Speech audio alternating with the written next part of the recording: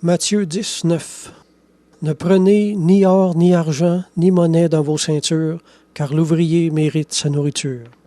Saint Jérôme a écrit ce qui revient à dire « Recevez tout ce qui vous est nécessaire pour le vêtement et pour la nourriture ». Un évangéliste doit avoir la foi de vivre par la foi, puisqu'il a tout abandonné ses biens.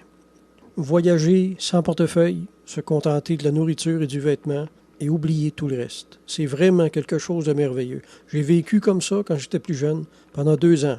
Puis je peux vous dire que j'ai reçu des grâces extraordinaires en échange de mon renoncement à la vie terrestre. Ça fait 30 ans de ça, puis je suis encore béni en dedans quand je parle de cette période-là de ma vie. Ça me manque. J'y pense souvent ces temps-ci, puis si le Seigneur m'appelait à le refaire, je le ferai de nouveau avec joie. L'apôtre Paul a écrit « Dès lors que nous avons la nourriture et le vêtement, cela nous suffit. » C'est quand même extraordinaire de pouvoir parler comme ça, pas vrai? Être content, heureux, comblé, seulement avec la nourriture, le vêtement et le ministère. J'en connais plusieurs qui ne se contenteraient jamais de ça.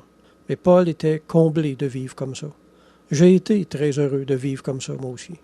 Un évangéliste n'a pas à se financer lui-même pour ses besoins de base. Ça fait partie du contrat avec le Seigneur. Il pourvoira à tous vos besoins. Paul était un évangéliste désintéressé et détaché de l'argent. Le Seigneur pourvoyait à ses besoins. Puis même, il y a des apôtres qui étaient mariés et le Seigneur pourvoyait aux besoins de leur famille. Demander des dons, c'est ce que j'appelle de l'argent facile. Pourquoi faire ce que le Seigneur n'a jamais fait lui-même? S'il est notre maître puis notre modèle. Jésus n'a jamais demandé de dons. Pourquoi nous autres on le ferait? On est ses disciples, on doit l'imiter.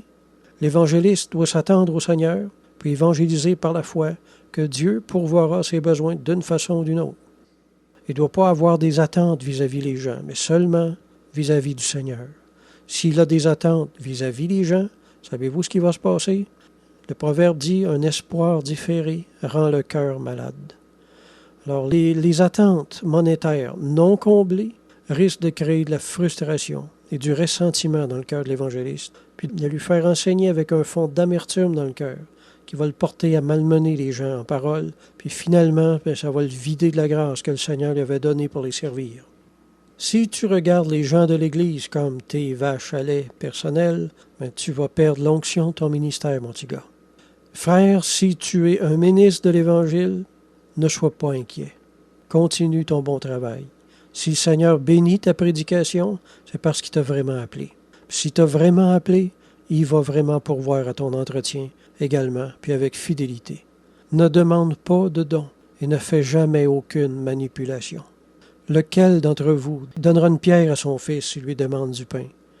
Alors sois confiant, puis demeure ferme dans la gratuité. Détache tes yeux des hommes, puis attends-toi au Seigneur seul. Nourris ta confiance en Dieu. Consacre-toi tout entier à ton ministère. Le désintéressement fait beaucoup augmenter la grâce. Tu ne regretteras pas de vivre comme ça.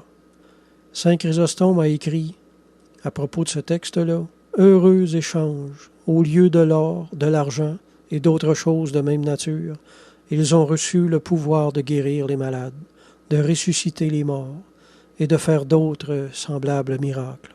Aussi, il a commencé par leur dire « Guérissez les lépreux et chassez les démons ». On voit ici que d'hommes qu'ils étaient, le Sauveur a fait, pour ainsi dire, des anges, qu'il a franchi de tout soin de la vie présente pour leur laisser qu'une seule préoccupation, celle de la prédication. C'est ainsi qu'il leur rend léger et facile ce que l'on regarde comme une tâche lourde et pénible.